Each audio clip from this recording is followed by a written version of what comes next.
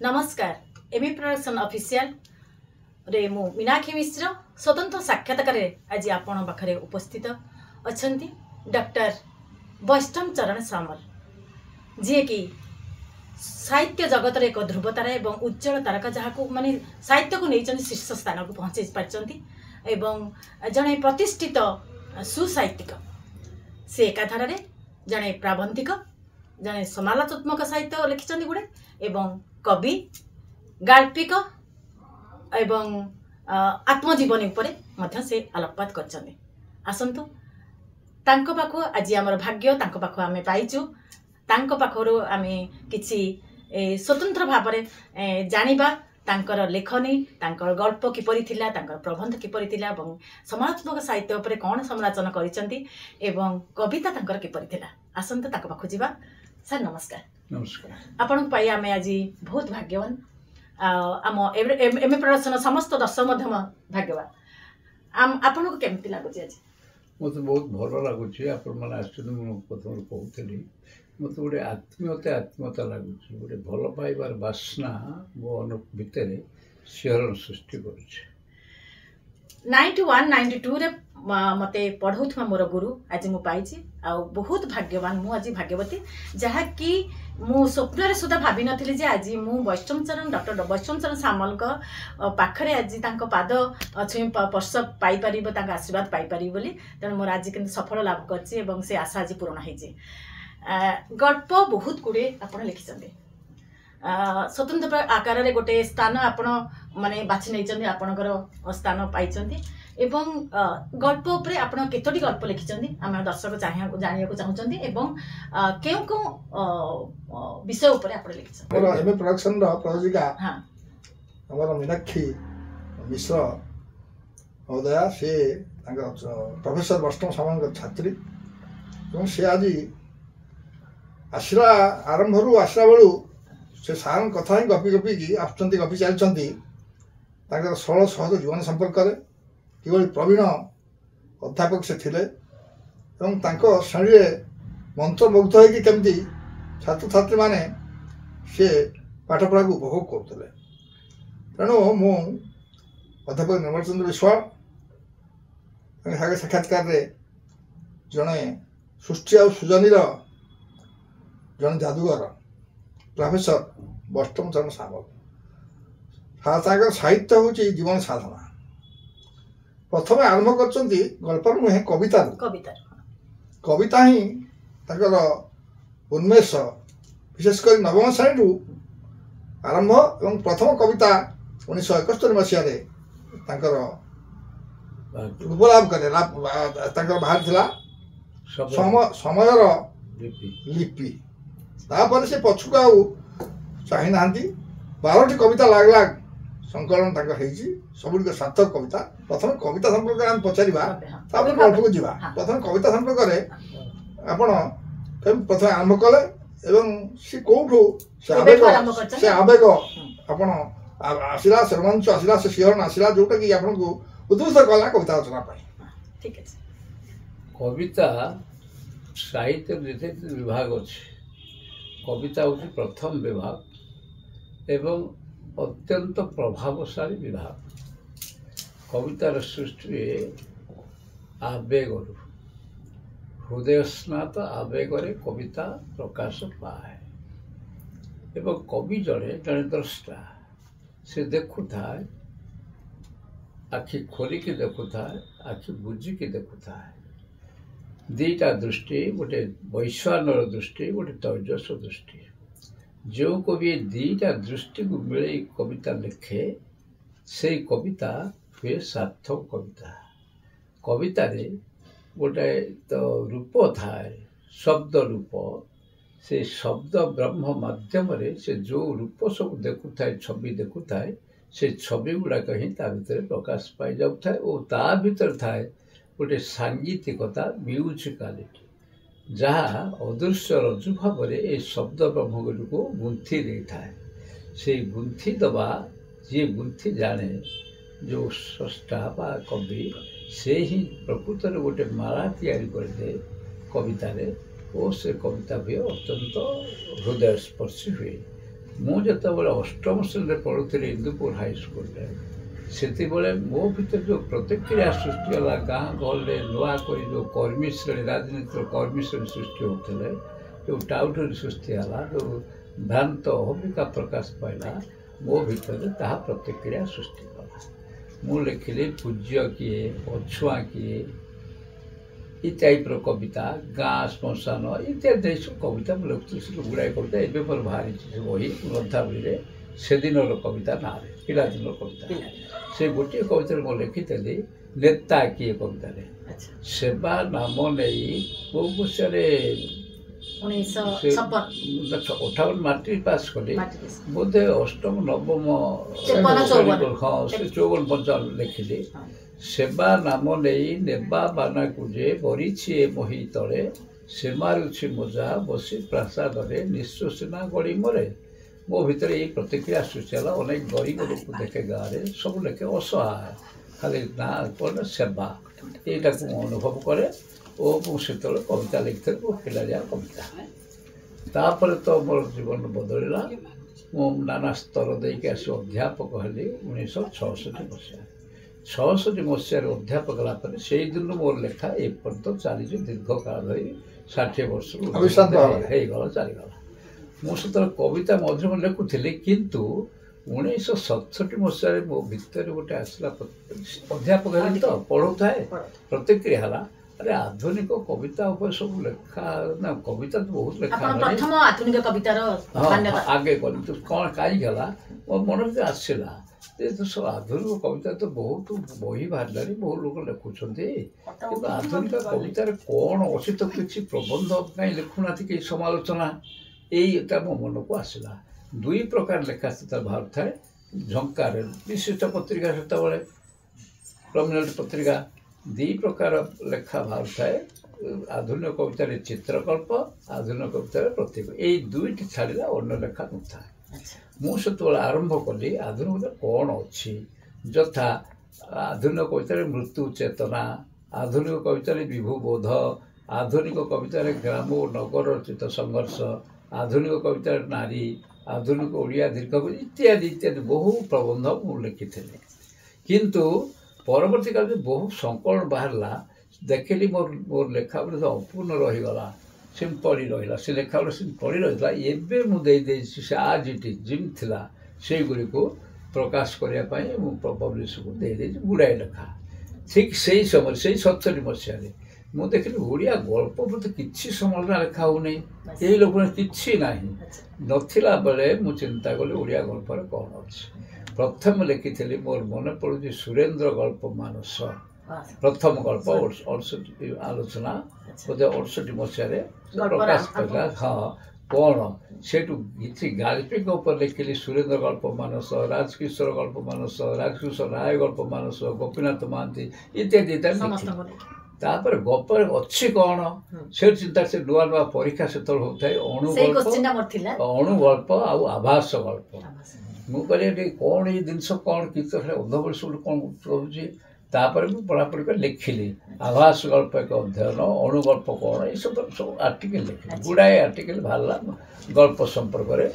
ଦୀର୍ଘ ଗଳ୍ପ ନାନା ଉପରେ ଲେଖିଲି, ଗଳ୍ପରେ ସବୁ କ'ଣ ଅଛି, ତତ୍ତ୍ୱ ବା ଦର୍ଶନ କ'ଣ ଅଛି, ଏସବୁ ଲେଖିଲି।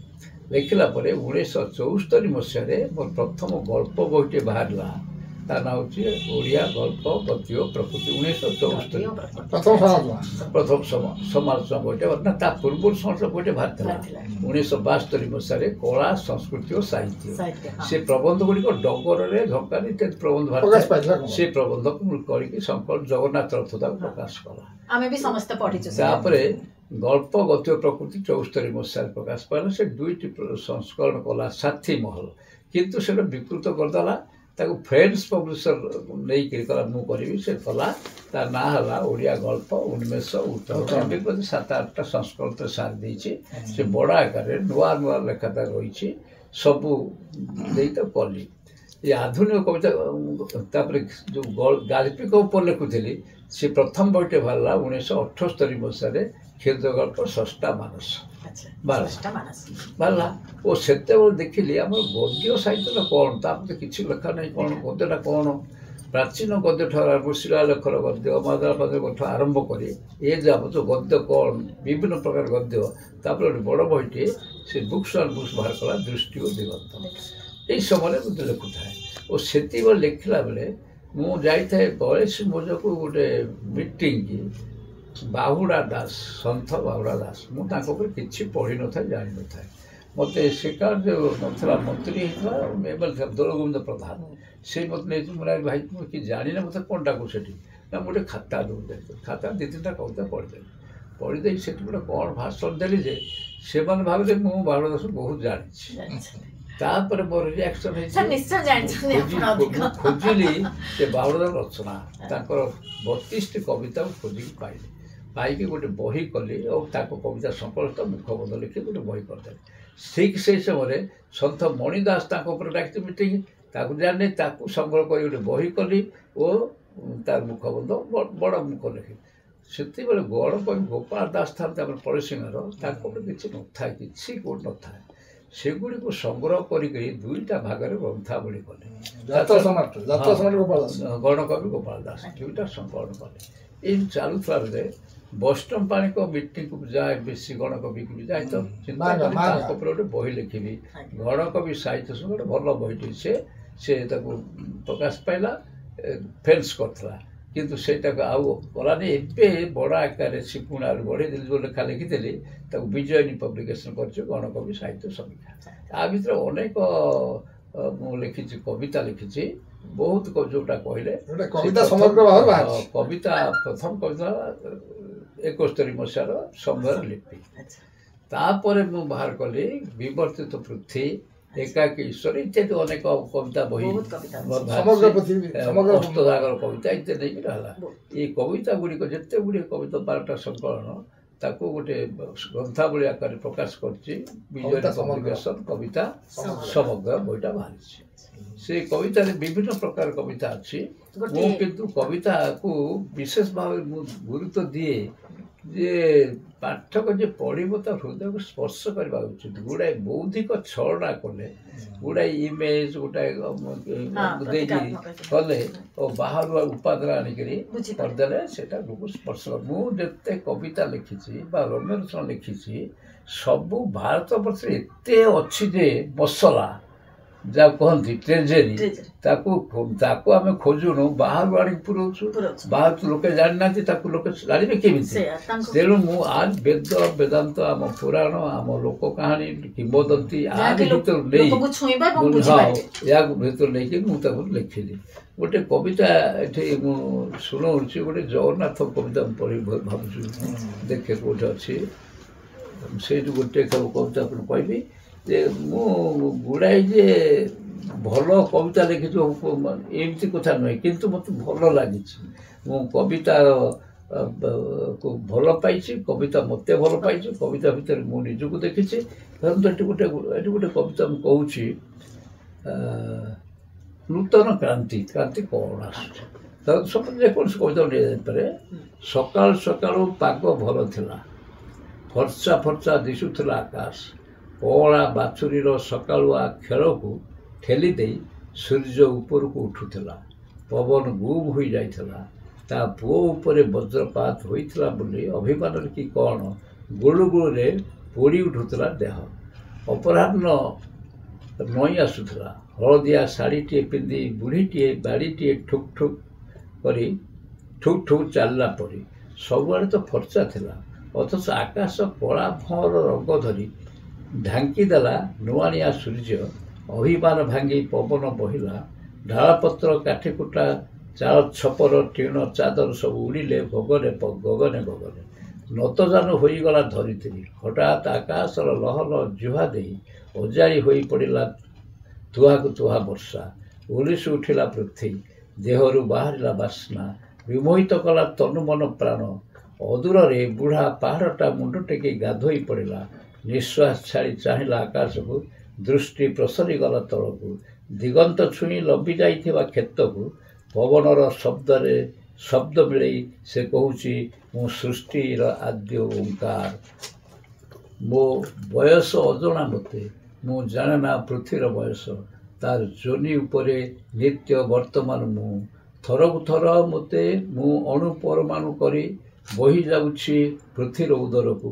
ସେ ପାଲଟୁଛି ମମତାର ମାଆଟିଏ, ତାକୁ ଛାଡ଼ିଦେଲେ ମୋର ବା ସ୍ଥିତି କେଉଁଠି? ଅଚାନକ ବର୍ଷା ପରେ ଶ୍ୟାମଳିମାରେ ଭରପୁର ହୋଇ ନବ ସମ୍ଭାବନାରେ ଉଜିଳି ଉଠେଇ ସେ ଏକ ନୂତନ କ୍ରାନ୍ତି। ମୋର କହିବାର ତାତ୍ପର୍ଯ୍ୟ ହେଉଛି ଯେ କବିତାରେ ଯେ ପୃଥିବୀଟା ହେଉଛି ମୂଳ ଆଧାର, ଆମେ ତାରି ଉପରେ ଅଛୁ। ତାପରେ ଛିଡ଼ା ହେଲେ ଆକାଶକୁ ଦେଖୁଛୁ କି ଚାରିଆଡ଼େ ଦେଖିପାରୁଛୁ। ପୃଥିବୀ ଯଦି ସ୍ଥିତି ନାହିଁ, ଭୂମି ନାହିଁ, ଆମେ ଛିଡ଼ା ହେବୁ କାହା ପଟକୁ? ଏଥିରେ ବାଦଲ ଆସୁଛି, ଝଡ଼ ଆସୁଛି, ଝଞ୍ଜା ଆସୁଛି, ସୂର୍ଯ୍ୟ ଢାକି ସବୁ ହେଉଛି, କିନ୍ତୁ ପୁଣି ଆସୁଛି ବାଦଲ ଚାଲି ଯାଉଛି, ବର୍ଷା ଯାଉଛି, ଝଡ଼ ଯାଉଛି, ପୁଣି ପୃଥିବୀ ସେମିତି ନିତ୍ୟ ନୂତନ ଭାବରେ ସେ କଅଁଳି ଉଠୁଛି, ସେ ପୁଣି ଉଲ୍ଲାସ ସୃଷ୍ଟି କରୁଛି। ଭୂମିର ମାଟିର ସ୍ପନ୍ଦନଟିକୁ ଉପଲବ୍ଧି କରିବା ପାଇଁ ମୁଁ ତା ପ୍ରେରଣା ଦେଇଛି। ଏଇ ଟାଇପ୍ର ବିଭିନ୍ନ କବିତା ଯେତେବେଳେ ପ୍ରଥମ ଲେଖୁଥିଲି ମୋ ଭିତରେ ଗୋଟେ ବିଦ୍ରୋହୀ ଭାବ ଆସୁଥିଲା। ହଁ, କବିତା ଲେଖୁଥିଲି, ତାପରେ ମୁଁ ତାକୁ ଛାଡ଼ିଲି। ସେସବୁ ଜୀବନ ନେଇକି, ଜୀବନକୁ ନେଇକି, ମଣିଷକୁ ନେଇକି, ମୋର ପରମ୍ପରାକୁ, ଆଧ୍ୟାତ୍ମିକତାରୁ ଜଗନ୍ନାଥ ବହୁତ କବିତା ଲେଖିଛି। ହଁ, ଏ ଧରନ୍ତୁ ଗୋଟେ ପୋଡ଼ା ମୁହାଁ କବିତା, ଅତି ସରଳ କବିତା। ପୋଡ଼ା ମୁହାଁ ଗୋଟେ କ'ଣ? ଯା ଯାରେ ପୋଡ଼ା ମୁହାଁ ବାନ୍ଦର ତୁ, ଯା ଯା ବାଡ଼ି ପୋଷା ମୋ ବାଡ଼ିରୁ, ନଇଲେ ଏଖଣି ତୁ ଦେଖିବୁ ମୋ ଚଣ୍ଡୀ ରୂପ, ପିଇ ଯିବି ତୋ ଛାତିକୁ ରକ୍ତ ଚିଞ୍ଚି। ମୁଁ ଦେଖିଲି ଗୋଟେ ବୁଢ଼ୀକି ବାଡ଼ି ଧରିଛି, ମାଙ୍କଡ଼କୁ ଗାଳି ଦେଉଛି। ସେଇଟାକୁ ମୁଁ କବିତାରେ ମୁଁ ଲେଖିଛି, ମୋ ଗାଁର କଥାଟା। ଆଗେ ଆଗେ ଆରେ ଆରେ ଆରେ ଭାଙ୍ଗନା ତୁ ଡାଳପାଲା, ଖା ନା ମୋ ଝାଳ ବୁହା ଫଳ ଫୁଲୁରି, ଏଇଥରେ ଚାହାଁ ଚାହାଁ ମୋ ଠେଙ୍ଗୁଣି, ପିଟି ପିଟି କରିଦେବି ସାରା। ଆହା ଆହା ନାରଖାର କରିଦେଲୁ ଏ Kanakpuri, ନିମିଷକେ ପୋଡ଼ିଦେଲୁ bus, train, office, college, କାରଖାନା ଜଳାଇଲୁ, ବନ୍ଦ ବାନ୍ଦ କରିଦେଲୁ, ଝରକା କବାଟ ସବୁଆଡ଼େ ନୀରବତା, ବନ୍ଦ ଖାଲି ବନ୍ଦ। ଏ ଯେଉଁ ବନ୍ଦ ବାନ୍ଦ କରନ୍ତି ସବୁ ଦେଇକି ତାରି ଉପରେ ମୁଁ ଲେଖିଛି, ତାରି ଉପରେ ମୁଁ ଲେଖିଛି। ବନ୍ଦ ବନ୍ଦ, ଅଖ ବନ୍ଦ, ଚକ ବନ୍ଦ, ସ୍କୁଲ କଲେଜ ବନ୍ଦ, ସରକାରୀ ଅଫିସ୍ ବନ୍ଦ, ମଜା ଦେଖୁ ପୋଡ଼ା ମୁହାଁ, ତୋ ମୁହଁକୁ ଲାଜ ନାହିଁ ଟିକେ। ମାନେ ବ୍ୟଞ୍ଜନା କରୁଛୁ, ଏଇ ଲୋକମାନଙ୍କୁ କହୁଛୁ, ମାଙ୍କଡ଼ ବୋଲି କହୁଛୁ। ତୁ ଖାଲି ନାଚୁଅଛୁ ଥେଇ ଥେଇ, ରାଜଧାନୀ ସହର ବଜାର ଗାଁ, ଗଳି ଆଉ ଉପଗଳି, ମଫସଲ କିଆବଣ, ଧାନ ବିଲ, ପାହାଡ଼ ଜଙ୍ଗଲ ଖେଦି, କେଉଁଆଡ଼େ ଡେଉଁଅଛୁ ଦୁମ୍ ଦୁମ୍, କେତେବେଳେ ମୌକା ଟିକେ ମିଳିଗଲେ ଝାମ୍ପି ନେଉ ଝିଅ ବୋହୁ ଖିନ୍ ଭିନ୍ କରି। ଆଜିକାଲି ଚାଲିଛି ନଉ, ଶୁଭେ ନାହିଁ ତୋ କାନକୁ କାକୁତି ମିନତିକାର, ହାୟ ହାୟ ଭୋଟ ବାଲା ପତାକା ଉଡ଼ାଏ। ବୁଝିଗଲି।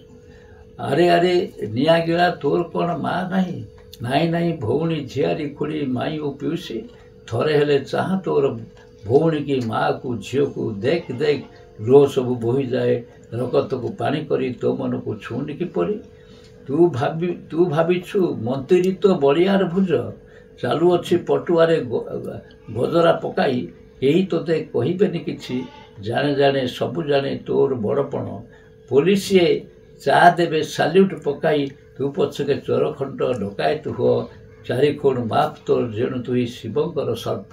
ଆଜିକାଲି ଯେଉଁମାନେ ହେଉଛନ୍ତି ଚୋର ଠଗ ନେତା ହେଉଛନ୍ତି, ସେଇମାନଙ୍କୁ ନେଇକି ମନେ ରଖ ପୋଡ଼ା ମୁହାଁ, ମୁଁ କାହାର ଖାଏ ନାହିଁ, ଧାରେ ନାହିଁ, ମୁଁ ଜାଣିଛି ସମସ୍ତଙ୍କୁ ଭଲ କରି, ରକ୍ତବୀର୍ଯ୍ୟ ପରି ସବୁ ବଢ଼ୁଅଛ ବଢ଼ୁଥା, କେତେ କାଳ ଅନ୍ଧାରରେ ନାଚୁଥିବ, ରାତି ବି ପାହିବ ଦିନେ, ଏଇ ଦେଖ ଖଡ଼ମୂଷା, ଏ ଠେଙ୍ଗୁଣି ଥୟ ଧର, ଦିନ କାଳ ଆସୁଅଛି ପାହି।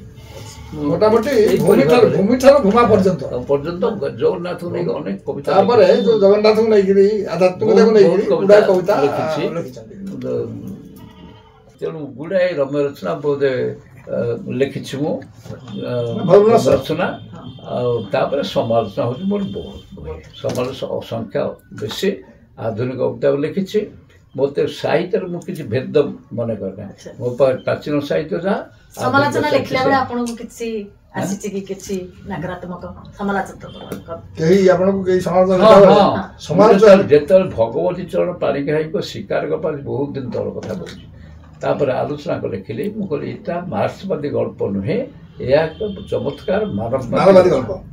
ଏଇ କଥା କହିଲା ପରେ ସଚ୍ଚିଦ ରାଉତରାୟ ମୋତେ ଚିଠି ଲେଖିଲା, ଭାରି ପ୍ରଶଂସା କରି ଲେଖେ ସଚ୍ଚିଦ ରାଉତରାୟ କମ୍ପ୍ଲିଟ୍।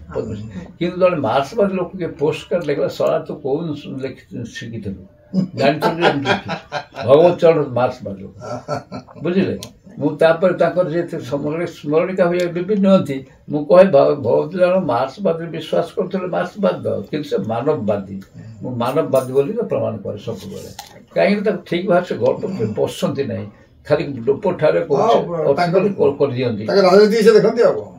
तेणु से दृष्टि पाई के प्रशंसा पाई छा मोर कि भेद ना मो पाखे वयस्क लोकटे जहाँ तरुण लेखटे से मुझे लेखे लेखे मत कही झंकार दल बोलते ए सर वैष्णव बाबू आप बड़ बड़ लोक पारी सान लोक नाटा कहीं जुड़ुं मैंने कौन होगा लेखक तो लेख लेखक बड़ सान अच्छी मो विचार सान सामान ये तेणु मो कविता पर आलोचना लिखी प्राचीन काव्य बही बाहर मोर प्राचीन ओडिया साहित्य बही भी अच्छी प्राचीन कवि मान प्रकृत कौन अच्छी सब आलोचना अलंकार से रस से अमक धमक ये कर कौन अच्छी समाज अच्छी संस्कृति अच्छी मनीष केमती अच्छी मो लेखार से गुड़ा प्रोफेसर मोटामोटी प्रोफेसर सामंत का विज्वांत माने विपुलांत सृष्टि संभार हम देखिया को पाउ निष्कर्ष होची समालोचना हो कविता हो कि रोमांस हो मु तीनोटी कथा गुरुत्व देछि मो माटी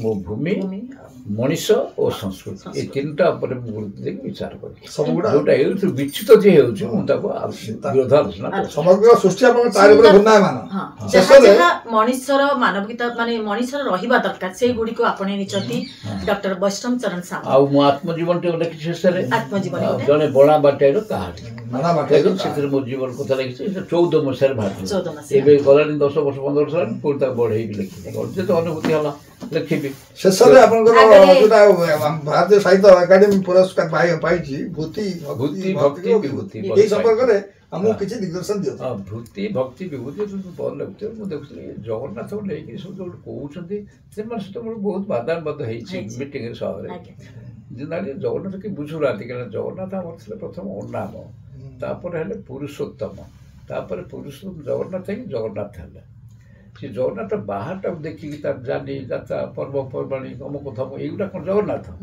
ता अतिरिक्त जगन्नाथ कौन से मो भीतर आसते लिखी पतित जगन्नाथ कहूँ किए कह बुद्ध से बुद्ध नुहति कपड़ बस्त्र बुद्ध से बुद्ध किए ना भागवत जो बुद्ध अच्छी जो 24 अवतार भीतर जो बुद्ध से बुद्ध तेणु से कथा मुझे लिखी तापर से प्रकृत आध्यात्मिकता कौन धर्म नु आध्यात्मिकता कौन ता मनीष पड़िया केमती रसायनित करे समृद्ध करे उत्तरित करे ताको देखैछि एवं मोर विश्वास हो जाइछि जे दिन ना दिने से जो आमर श्री अरविंद जहाँ कहते से जो चेतनाटा तो पुणी अवतरण कर मनीष भितर मनीष पणियार विकास लाभ कर गोटे ध्वंसर अपेक्षा रखी से पर्यंत ये विश्वास रखी मुझे मोर लिखुची मुझे जो भल जिनस अच्छी मनीष कथाटा कहूँ कि समाज कथा कहूँ कि संस्कृति कथा कहूँ से कथा आई वस्तुवाद उपर जो गुरुत्व दौर उपभोगवाद वस्तुवाद आजिकल देखिए बहुत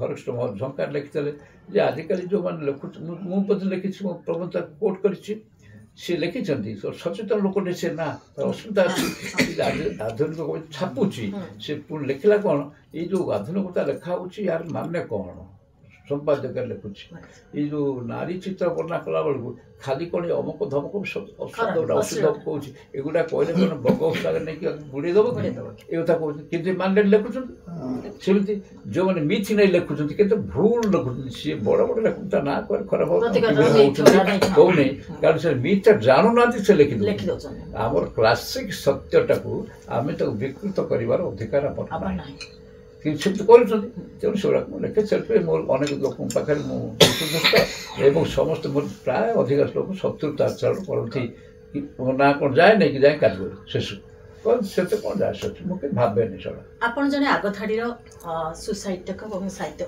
आजिकल जो साहित्यिक मैंने आसुँच आजिकल जो साहित्य मुझे कहूँ से भल पाई शिखती भल पाइबा देहगत भल पाइबा भल पाइबा शिखती हृदय सहित अंतर सहित भल पाइब शिखा ताले आपे आपे साहित्य ठीक हो मनुष्य मान ठीक असल कथा भल छलनाटा बेसी प्रतारणा छलना बौद्धिक प्रवंचना खाली मु कार जो साहित्य ना जो ସେଇଟାକୁ ଦୂରେଇ ରଖନ୍ତୁ। संगठन चलुची हाँ। से संगठन गुड़ाक हूँ कौन खाली निजक देखा संगठन ଖାଲି ମାନପତ୍ରର गोटे विकास कमी हम कौन से सब चिंता ना केमती आग पीढ़ीर अब साहित्य छाड़ी सारे पढ़ा सेटा केमती आमे को टाइप रो करले से माने भी सेटा हम आस्ते हम आग्रह सृष्टि हो ये आपण जेमती टीवी रे करूछंती कि जो मन करूछंती सचेतन लोक अछंती से मार्गदर्शन करते जमी मोर हरिकृष्ण महताब कर मार्ग सुरेंद्र महांती हो कि मनोज दास हो कि शांतनाचार्य हो जो मार्गदर्शन से कले टिके प्रभाव पड़ो आस्ते आस्ते पड़ो एवं ये मोह मुक्तिटा घटिले ही हम पाश्चात्य मोह मुक्ति उपभोग मोह मुक्ति ये घटिले ही साहित्य माने साहित्यर लेखा सुंदर सृष्टि हो पारिबो एवं भल भल आमे लेखा पाई पारिबा समाज को आमे देई पारिबा जाओ हमर आदि आमे लेखुछु समाज पई मनुष्य पई जद सेमान न पढो काई लेखिबो जदी समाज किछि पाइबेनी भी किछि जने बड़ लेखक हम ओडिसा रो खूब बड़ लोक पुरस्कार पाइ दिन गोटे सवार करले आमे लेखुछु निज पई आ की पढु न पढु मोर वक्तव्य न जदी निज पई लेखुता तुम लेखा बंद कर दियो आज कहीं भागवत लोक पढ़ते कहीं पढ़ुना कौन कारण नाना कथा अच्छे से प्रोफेसर सामल जहाँ हो आज साक्षात्कार प्रोडक्शन साक्षात्कार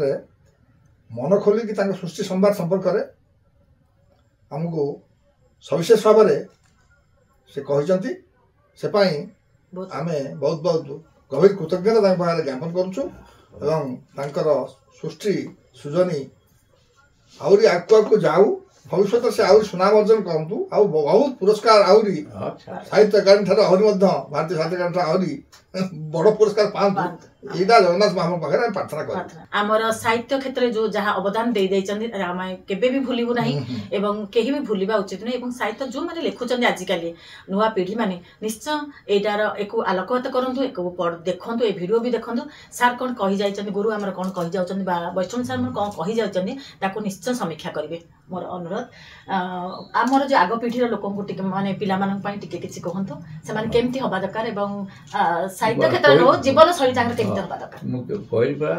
प्रथमे निजे निजको भल पाई शिखु